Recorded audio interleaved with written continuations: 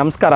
ಇವತ್ತು ನಿಮ್ಗೆಲ್ರಿಗೂ ಒಂದು ಸಂತೋಷದ ಸುದ್ದಿ ಏನಂತಂದರೆ, ಅಡಿಕೆ ತೋಟದ ರೈತರು ಅತಿ ಹೆಚ್ಚು ಪಾಪ್ಯುಲರ್ ಆಗಿರ್ತಕ್ಕಂಥ ಟ್ರ್ಯಾಕ್ಟರ್ ಬಗ್ಗೆ ಹಾಗೂ ಇದು ನಮ್ಮ ಇಂಡಿಯಾದು ಅಂದರೆ ನಮ್ಮ ಇಂಡಿಯಾದಲ್ಲೇ ತಯಾರು ಮಾಡಿರ್ತಕ್ಕಂಥ ಅತಿ ನಂಬರ್ 1 ಟ್ರ್ಯಾಕ್ಟರ್ ಬ್ರ್ಯಾಂಡ್ ಆಗಿರ್ತಕ್ಕಂಥ ಮಹೇಂದ್ರ ಟ್ರ್ಯಾಕ್ಟರ್ ಬಗ್ಗೆ ನಿಮಗೆ ಇವತ್ತು ಪರಿಚಯ ಮಾಡಿಸ್ತಾ ಇದ್ದೀನಿ.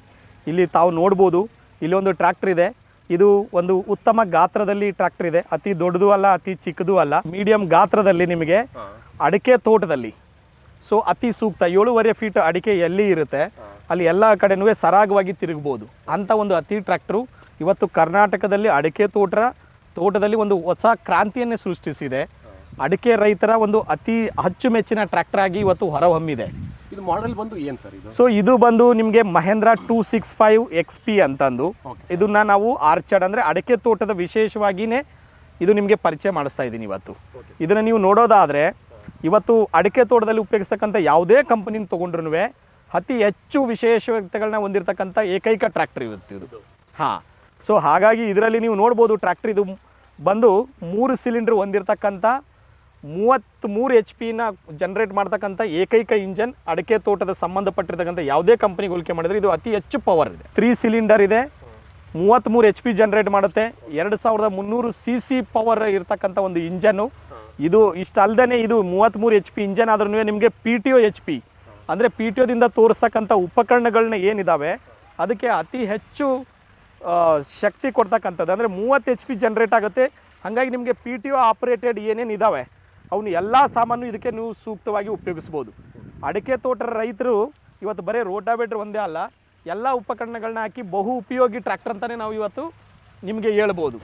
ಹಾಗಾಗಿ ರೈತರು ಇದನ್ನು ಅತಿ ಹೆಚ್ಚು ಇಷ್ಟಪಡ್ತಾ ಇದ್ದಾರೆ. ಇದನ್ನ ನೀವು ನೋಡ್ಬೋದು, ಇದು 2 ಡಿಸೈನಲ್ಲಿ ಬರುತ್ತೆ. ಲೈಟ್ ಒಂದು ಒಳಗಡೆ ಇರುತ್ತೆ, ಅದನ್ನು ನಾವು NBP ಅಂತ ಕರಿತೀವಿ. ಇದು ಬಂದು ನಿಮಗೆ ಭೂಮಿಪುತ್ರ ಆರ್ಚರ್ಡ್ ಅಂತ ಕರಿತಾ ಇದ್ದೀವಿ. ಪವರ್ ಸ್ಟೇರಿಂಗ್ನು ನೀವು ನೋಡ್ಬೋದು, ಡ್ಯುಯಲ್ ಆಕ್ಟಿಂಗ್ ಪವರ್ ಸ್ಟೇರಿಂಗ್ ಅಂತ ಕರಿತೀವಿ. ಈ ಟೈರ್ಗೂ ಆ ಕಡೆನೂ ಇದೆ, ಈ ಕಡೆನೂ ಇದೆ, ಡ್ಯುಯಲ್ ಆಕ್ಟಿಂಗ್ ಅಂತ ಕರಿತೀವಿ. ಇದು ಫಸ್ಟ್ ಬೇರೆ ಯಾವುದೇ ಕಂಪನಿಯಲ್ಲಿ ಈ ಥರದಿಲ್ಲ.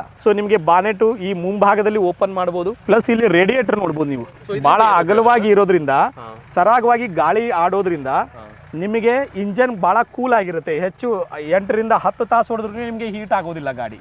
ಹಾಗಾಗಿ ಡ್ರೈವರು ಅತಿ ಹೆಚ್ಚು ಸಮಯನ ಗಾಡಿ ನಡೆಸ್ಬೋದು.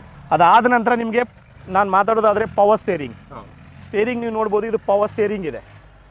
ಪವರ್ ಸ್ಟೇರಿಂಗ್ ಇರೋದ್ರಿಂದ ರೈತರಿಗಿನ್ವೇ ನಿಮಗೆ ಅನುಕೂಲ ಇರುತ್ತೆ, ಡ್ರೈವರ್ಗೆ ಹೆಚ್ಚು ತಾಸು ಹೊಡಿಬೋದು. ಅದೇ ಥರ ನಾವು ಇನ್ನು ಬಂದರೆ ಗೇರ್ ಬಾಕ್ಸಲ್ಲಿ ಬಂದರೆ ನೀವು ನೋಡ್ಬೋದು, ಇದು 33 HP ಆದ್ರೂ ಇದರಲ್ಲಿ ನಮಗೆ 39 HP ಗೇರ್ ಬಾಕ್ಸ್ನ ಕೊಡ್ತಾ ಇದ್ದೀವಿ. ಅಂದರೆ ಹೆವಿ ಗೇರ್ ಬಾಕ್ಸ್, ಅಂದರೆ ಹೆಚ್ಚು ಭಾರವಾಗಿರೋ ಉಪಕರಣನ ಉಪಯೋಗಿಸಿದ್ರೂ ನಿಮಗೆ ಟೈರ್ ಸ್ಲಿಪ್ ಆಗೋದಿಲ್ಲ, ಸ್ಲಿಪ್ಪೇಜ್ ಇರೋದಿಲ್ಲ. ಹೆವಿ ಉಪಕರಣ ಎಷ್ಟೇ ಭಾರ ಹಾಕಿ ನೀವು 400 kg ವರೆಗೂ ಉಪಕರಣ ಹಾಕಿ ನೀವು 1200 kgನ ಲಿಫ್ಟ್ ಮಾಡ್ತಕ್ಕಂಥ ಸಾಮರ್ಥ್ಯ ಇದರಲ್ಲಿ, 1200 kg. ಅದೇ ಥರ ಇದನ್ನ ನೀವು ಟೈರಿಗೆ ಬಂದರೆ ಈ ಟೈರಲ್ಲಿ ನಾವು 2 ಥರ ಕೊಡ್ತಾ ಇದ್ದೀವಿ ನಿಮಗೆ. ಎಲ್ಲಾದ್ರೂ ಹೆಂಗೆ ನಿಮ್ಮ ಉಪಕರಣಕ್ಕೆ ಸೂಕ್ತ ಆಗುತ್ತೆ ಆ ಥರ. ಒಂದು ಬಂದು ಇದರಲ್ಲಿ 11 ಸೈಜು ಟೈರ್ ಸಿಗುತ್ತೆ, ಎರಡನೇದು 12 ಇಂಚು ಅಗಲ ಇರ್ತಕ್ಕಂಥ ಟೈರು ಸಿಗುತ್ತೆ. 2 ಸೈಜಲ್ಲೂ ಸಿಗುತ್ತೆ. ಓಕೆ, ಇನ್ನು ಈ ಕಡೆ ಬಂದರೆ ನಿಮಗೆ ಈ ಲಿಂಕೇಜ್ನ ನೀವು ಹೋಲಿಕೆ ಮಾಡೋದಾದರೆ ಇದಕ್ಕೆ ನಾನು ಆಲ್ರೆಡಿ ನಿಮ್ಗೆ ಹೇಳ್ದಂಗೆ 1200 kg ಲಿಫ್ಟಿಂಗ್ ಕೆಪಾಸಿಟಿ ಇರೋದ್ರಿಂದ ಅದ್ರ ಜೊತೆಗೆ ನಿಮಗೆ ಟಿಪ್ಪಿಂಗ್ ಟ್ರೈಲರ್ ಪೈಪ್ ಕೊಡ್ತಾ ಇದ್ದೀವಿ. ಟಿಪ್ಪಿಂಗ್ ಟ್ರೈಲರ್ ಪೈಪ್ ಅಂದರೆ ನೀವು ಟ್ರಾಲಿ ಸೈಜ್ಗೂ ಜೋಡಿಸ್ಬೋದು. ಇದಕ್ಕೆ ಟ್ರಾಲಿ ಜೋಡಿಸ್ಬೋದು, ಉಪಕರಣ ಅಷ್ಟೇ ಅಲ್ಲ. ಇದಕ್ಕೆ PTO ಆಪರೇಟೆಡ್ ಅಂತ ಕರಿತೀವಿ. ಅಂದರೆ PTOಗೆ ಸಂಬಂಧಪಟ್ಟಿರ್ತಕ್ಕಂಥ ರೋಟಾವೇಟರ್ ಇರ್ಬೋದು, ನೀರು ಎತ್ತೋ ಪಂಪ್ ಇರ್ಬೋದು, ಅದೇ ಥರ ಜನ್ರೇಟರ್ ಇರ್ಬೋದು, ಆ ಥರದ ಉಪಕರಣ ಎಲ್ಲ ಉಪಕರಣನೂ ಜೋಡಿಸ್ಬೋದು ಇದಕ್ಕೆ. ಅದು ಅಲ್ಲದೇ ಮತ್ತೆ ನಿಮಗೆ ಟ್ರಾಲಿ ಥರದ ಉಪಯೋಗ, ಹಿಚ್ಚಿಗೆ ಸಂಬಂಧಪಟ್ಟಿರ್ತಕ್ಕಂಥದ್ದು ಯಾವುದಿದೆ ಅದು. ಆಮೇಲೆ ಹೈಡ್ರೋಲಿಕ್ಸ್ ಸಂಬಂಧಪಟ್ಟಂಗೆ ಇದಕ್ಕೆ ನಿಮಗೆ ಒಂದು ವಿಶೇಷವಾಗಿ ಹೇಳೋದಾದರೆ ಇದರಲ್ಲಿ 26 LPM ಹೈಡ್ರೋಲಿಕ್ ಪಂಪ್ ಇರೋದ್ರಿಂದ ನೀವು ಈವನ್ ಮಿನಿ ಡೋಸರ್ ಸಹಿತಗೂ ಅಟ್ಯಾಚ್ ಮಾಡ್ಬೋದು ಇದಕ್ಕೆ. ಅಂದರೆ ಡೋಸರ್ ಪ್ಲಸ್ ಲೋಡರ್ ಎರಡನ್ನೂ ಅಟ್ಯಾಚ್ ಮಾಡಿ ಅಡಿಕೆ ತೋಟದಲ್ಲಿ ಪೈಪ್ ಲೈನ್ ಮಾಡಬೇಕು. ಅದಕ್ಕೆ ಇದು ನಡೆಯುತ್ತೆ. ಅತಿ ಸೂಕ್ತವಾಗಿರ್ತಕ್ಕಂಥ ಟ್ರ್ಯಾಕ್ಟರ್ ಇದು.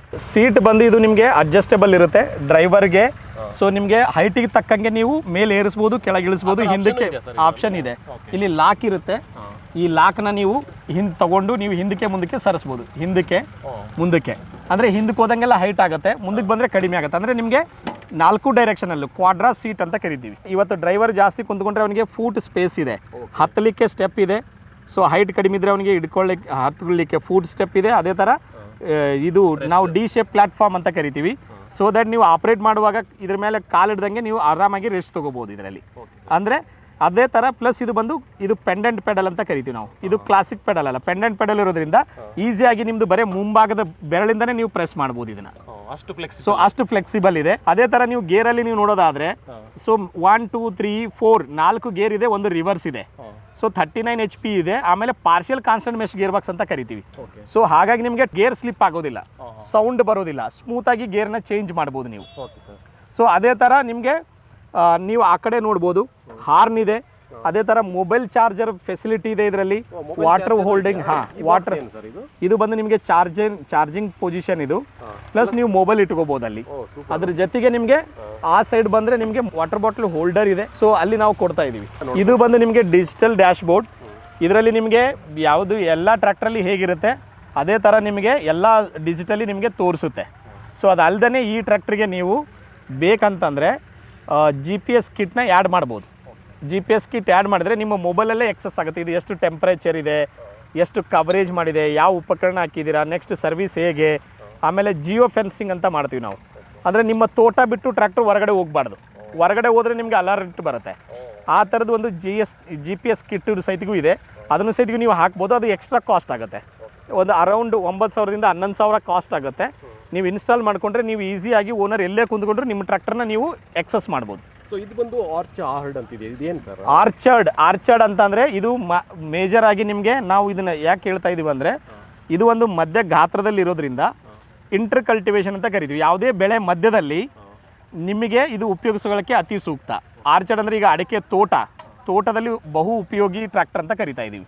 ಅಡಿಕೆ ಇರ್ಬೋದು, ತೆಂಗು ಇರ್ಬೋದು, ಅದೇ ಥರ ಮಾವಿನ ತೋಟ ಇರ್ಬೋದು. ಈ ಥರದ್ದು ಯಾವುದೇ ತೋಟದಲ್ಲಿ 7.5 ಫೀಟ್ ಅಗಲದಲ್ಲಿ ನೀವು ಇದನ್ನು ಸರಾಗವಾಗಿ ತಿರ್ಗಿಸ್ತಕ್ಕಂಥ ಟ್ರ್ಯಾಕ್ಟರ್ ಅಂತ ಹೇಳಲಿಕ್ಕೆ ಇದನ್ನು ಆರ್ಚರ್ಡ್ ಅಂತ ಹೆಸರಿಟ್ಟಿರೋದು. ಇದು ಏರ್ ಕ್ಲೀನರ್ ಸರ್. ಇದು ಆಯಿಲ್ ಬಾತ್ ಏರ್ ಕ್ಲೀನರ್ ಅಂತ ಕರಿತೀವಿ. ಸೊ ನಾರ್ಮಲಿ ಇವತ್ತು ಆಯಿಲ್ ಬಾತ್ ಇರೋದ್ರಿಂದ ನಿಮಗೆ ಏರ್ ಸರ್ಕ್ಯುಲೇಷನ್ ಚೆನ್ನಾಗಿ ಆಗೋದ್ರಿಂದ ನಿಮಗೆ ಡೀಸೆಲ್ ಫ್ಯೂಯಲ್ ಕನ್ಸಂಪ್ಷನ್ ಚೆನ್ನಾಗಿರುತ್ತೆ. ಹೇಗೆ ಅಂತಂದರೆ ಇದರಲ್ಲಿ ನಿಮಗೆ ಬಿಸಿ ಏರ್ ಏನಿರುತ್ತಲ್ವ, ಸೊ ಕೆಟ್ಟದನ್ನು ಮಾತ್ರ ಹೊರಗೆ ಹಾಕುತ್ತೆ. ಸೊ ಒಳ್ಳೆ ಗಾಳಿನ ಅಥವಾ ಬಿಸಿ ಗಾಳಿನ ಇಂಜನಲ್ಲಿ ಬಿಡೋದ್ರಿಂದ ನಿಮಗೆ ಡೀಸೆಲ್ ಚೆನ್ನಾಗಿ ಸುಟ್ಟು ನಿಮಗೆ ಪವರ್ ಜಾಸ್ತಿ ಸಿಗುತ್ತೆ. ಅಂದರೆ ಇದಕ್ಕಿಂತ ಮುಂಚೆ ನೀವು ಒಂದು ಡೀಸೆಲ್ ಲೀಟ್ರ್ ಹಾಕಿದರೆ ಅದರಲ್ಲಿ 800 ml ಸುಟ್ಟು 200 ml ಹೋಗ್ತಿತ್ತು. ಬಟ್ ಇವಾಗ ಈ ಒಂದು ಏರ್ ಕ್ಲೀನರ್ ಸಿಸ್ಟಮಲ್ಲಿ ನಿಮಗೆ 99% ಯೂಸ್ ಆಗುತ್ತೆ, 1% ಮಾತ್ರ ಹೊರಗೆ ಹೋಗುತ್ತೆ. ಸೊ ಹಾಗಾಗಿ ನಿಮಗೆ ಫ್ಯೂಯಲ್ಸ್ ಎಫಿಷಿಯನ್ಸಿನೂ ಅದೇ. ಹೀಟ್ ಪ್ಯಾಡ್ ಏನಾದರೂ ಇದೆ ಸರ್? ಅಂದರೆ ನಮ್ಮ ಡ್ರೈವರ್ಗೆ ಹೀಟ್ ಮುಟ್ಟಿದಂಗೆ ಆ ಥರ ಹೀಟ್ ಇಲ್ಲ, ಇದರಲ್ಲಿ ಅಷ್ಟು ಆಗೋಕ್ಕೆ ಸಾಧ್ಯನೇ ಇಲ್ಲ. ಯಾಕಂದರೆ ಇದು ಇಂಜನೇ ಹಂಗಿದೆ, ನಿಮಗೆ ಹೀಟೇ ಆಗೋದಿಲ್ಲ. ಯಾಕಂದರೆ ರೇಡಿಯೇಟರ್ ಪ್ಲಸ್ ಏರ್ ಕ್ಲೀನರ್ ಇರೋದ್ರಿಂದ ನಿಮಗೆ ಹೀಟ್ ಡಿಸಿಪಿಯೇಟರ್ ಅವಶ್ಯಕತೆನೇ ಇಲ್ಲ. ಓಕೆ, ಯಾವಾಗಲೂ ನೀವು ಬೇರೆ ಕಂಪನಿಯಲ್ಲಿ ನೋಡಿ ಇದು ಇಂಜನ್ ಹೀಟ್ ಆಗುತ್ತೆ, ಈ ಹೀಟಿನ ಗಾಳಿ ಇವ್ರಿಗೆ ಬಡಿಬಾರ್ದು ಅನ್ನೋದಕ್ಕೆ ಹೀಟ್ ಡಿಸಿಪೇಟರ್ ಹಾಕಿರ್ತೀವಿ. ಬಟ್ ಇದರಲ್ಲಿ ಆ ಸಾಧ್ಯನೇ ಇಲ್ಲ. ಹಾಗಾಗಿ ಅದಕ್ಕೆ ನಿಮ್ಗೆ ಎಕ್ಸ್ಟ್ರಾ ನಿಮಗೆ ಡಿಸಿಪೇಟ್ರೇ ಬೇಕಾಗಿಲ್ಲ. ಈಗ ಫಾರ್ಮಿಂಗ್ ಲ್ಯಾಂಡ್ಗಳಲ್ಲಿ ಒಂದೇ ಸಮತಟ್ಟವಾಗಿರಲ್ಲ. ಸೊ ಕ್ರೌಡ್ ಕ್ಲಿಯರೆನ್ಸ್ ಹೇಗಿದೆ ಸರ್ ಇದು? ಸರ್ ನೀವು ನೋಡ್ಬೋದು, ಫಸ್ಟ್ ಆಫ್ ಆಲ್ ನಾನು ಏನು ಹೇಳ್ತಾ ಇದ್ದೀನಿ, ಈ ಎಕ್ಸೆಲ್ ನೀವು ನೋಡ್ಬೋದು. ಇಲ್ಲಿ ಈ ಎಕ್ಸೆಲ್ ಬಂದು ಸ್ವೆಫ್ಟ್ ಎಕ್ಸೆಲ್ ಅಂತ ಕರಿತೀವಿ. ಸ್ಟ್ರೇಟ್ ಇಲ್ಲ, ಸ್ವೆಫ್ಟ್ ಇರೋದ್ರಿಂದ ನಿಮಗೆ ಅತಿ ಚಿಕ್ಕ ಜಾಗದಲ್ಲೇ ಕಟ್ ಆಗುತ್ತೆ ಟ್ರ್ಯಾಕ್ಟರ್, ಅಂದರೆ ಟೈರ್ ಚಕ್ಕದಲ್ಲಿ. ಆಮೇಲೆ ಇವಾಗ ಹೊಲದಲ್ಲಿ ಹೋದಾಗ ತೆಗ್ಗು ತೆಂಬ ಇರ್ತವೆ. ಸೊ ಅಲ್ಲಿ ನಿಮಗೆ ಈಸಿಯಾಗಿ ಕ್ರಾಸ್ ಆಗಲಿಕ್ಕೆ ನೀವು ಗ್ರೌಂಡ್ ಕ್ಲಿಯರೆನ್ಸ್ ನೋಡ್ಬೋದು. ಈ ಒಂದು ಅಡಿಕೆ ತೋಟದಲ್ಲಿ ಅತಿ ಹೆಚ್ಚು ಗ್ರೌಂಡ್ ಕ್ಲಿಯರೆನ್ಸ್ ಇರ್ತಕ್ಕಂಥದ್ದು 300 mm ಇದೆ. ಇದು 300 mm ಗ್ರೌಂಡ್ ಕ್ಲಿಯರೆನ್ಸ್ ಇರ್ತಕ್ಕಂಥ ಟ್ರ್ಯಾಕ್ಟರ್ ಇದು. ಹಾಗಾಗಿ ನಿಮ್ಗೆ ಯಾವುದೇ ತೆಗ್ಗು ತೆಂಬದಲ್ಲಿ ಈಸಿಯಾಗಿ ಬಂಡನ್ನ ಕ್ರಾಸ್ ಮಾಡ್ಬೋದು ನೀವು. ಇಲ್ಲಿ ನೋಡಿ, ಇದು ಡಬಲ್ ಆ್ಯಕ್ಟಿಂಗ್ ಇರೋದ್ರಿಂದ 2 ಟೈರ್ಗಿದೆ, ಈ ಸೈಡಿನೂ ಮತ್ತು ಈ ಸೈಡಿನೂ ತಾವು ನೋಡ್ಬೋದು. ಈ ಸೈಡಿನೂ ಇದೆ, ಅಂದರೆ ಒಂದೊಂದು ಟೈರ್ಗೆ ಒಂದೊಂದು ಕನೆಕ್ಷನ್ ಇದೆ. ಹಾಗಾಗಿ ನಿಮಗೆ ಪವರ್ ಸ್ಟೇರಿಂಗ್ ಈಸಿ ಆಗುತ್ತೆ. ನೀವು ನೋಡ್ಬೋದು, ಪವರ್ ಸ್ಟೇರಿಂಗಲ್ಲಿ ಈಸಿಯಾಗಿ ಕಟ್ ಆಗುತ್ತೆ. ಹತ್ತಿರದಲ್ಲೇ ಟೈರ್ ಪೂರಾ ನಿಮ್ಗೆ ಆಲ್ಮೋಸ್ಟ್ 120 ಡಿಗ್ರಿಯಲ್ಲಿ ಕಟ್ ಆಗ್ತಾ ಇದೆ. ಒಂದು ಫಿಂಗರಲ್ಲೇ ತಿರುಗಿಸ್ತಾ ಇದ್ದಾರೆ, ನೋಡ್ಬೋದು ನೀವು. ಅದೇ ಅಂದರೆ ಲೋಡ್ ಅಷ್ಟೇ ಸಾಕು, ಅಷ್ಟೇ ಲೋಡಲ್ಲಿ ನಿಮಗೆ ಪವರ್ ಸ್ಟೇರಿಂಗ್ ಈಸಿಯಾಗಿ ತಿರುಗುತ್ತೆ.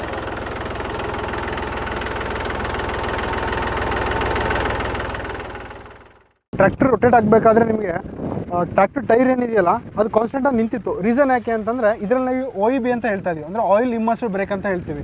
ಇಟ್ ಮೀನ್ಸ್ ಏನಂತಂದರೆ ನೀವು ಯಾವ ಪೆಡಲ್ ಪ್ರೆಸ್ ಮಾಡ್ತೀರೋ, ಯಾವ ಸೈಡ್ದು ಬ್ರೇಕ್ ಪೆಡಲ್ ಪ್ರೆಸ್ ಮಾಡ್ತೀರೋ ಆ ಸೈಡ್ದು ಟ್ರ್ಯಾಕ್ಟರ್ ವೀಲ್ ಏನಿದೆಯಲ್ಲ ಕಾನ್ಸ್ಟೆಂಟಾಗಿ ನಿಲ್ಲುತ್ತೆ. ರೀಸನ್ ಯಾಕೆ ಅಂತಂದರೆ ಇದರಲ್ಲಿ ಅಷ್ಟು ಎಫೆಕ್ಟಿವ್ ಆಗಿರೋ ಆಯಿಲ್ ಇಮ್ಮರ್ಸ್ಡ್ ಬ್ರೇಕ್ ಇದೆ. ಬೇರೆ ಟ್ರ್ಯಾಕ್ಟ್ರಲ್ಲಿ ನೋಡಿದ್ರೆ ನಿಮಗೆ ಈವನ್ ಬ್ರೇಕ್ ಪೆಡಲ್ ಪ್ರೆಸ್ ಮಾಡಿದ್ರು ಸಮ್ ಮೂಮೆಂಟ್ಸ್ ಆಗುತ್ತೆ. ಆ ಕಾರಣದಿಂದ ಏನಾಗುತ್ತೆ, ನಿಮಗೆ ಟರ್ನಿಂಗ್ ರೇಡಿಯಸಲ್ಲಿ ಸ್ವಲ್ಪ ಜಾಸ್ತಿ ಆಗುತ್ತೆ. ಇದು ನಮ್ಮದು ಚಿಕ್ಕದಾದಲ್ಲಿ ಏನು ಕಟ್ಟಾಗುತ್ತೆ ಅಂದರೆ ರೀಸನ್ OAB ಇದೆ, ಎಫೆಕ್ಟಿವ್ OAB ಇದೆ ಇದರಲ್ಲಿ. ಸೊ ಇದರಿಂದ ಚಿಕ್ಕದಾದ ಜಾಗದಲ್ಲಿ ಕಟ್ ಮಾಡ್ಕೋಬಹುದು, ಈಸಿಯಾಗಿ ಬೆನಿಫಿಟ್. ಕಟ್ ಮಾಡ್ಕೋಬೋದು, ಬೆನಿಫಿಟ್ ಇದೆ ನಿಮಗೆ.